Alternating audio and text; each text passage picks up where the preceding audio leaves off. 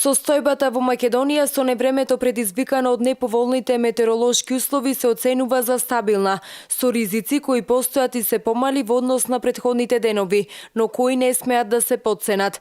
Се намалува силата на останатите ризик фактори и се пренесува на еден ризик фактор, а тоа се ниските температури. Ова е главната оценка на управувачкиот комитет на кризи.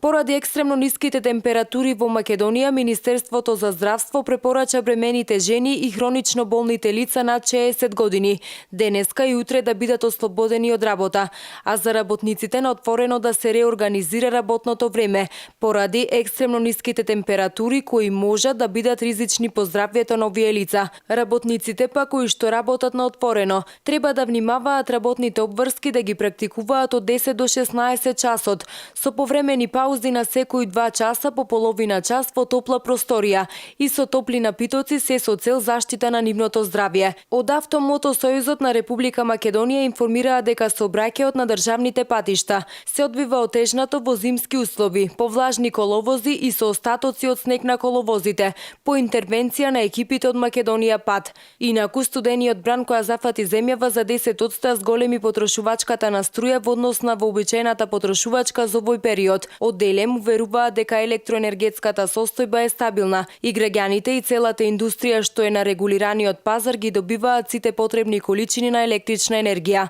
На располагање се ставени сите производствени капацитети, вклучувајќи ги и резервите од хидроцентралите кои ќе се употребат ако дојде до драстично зголемување на потрошувачката.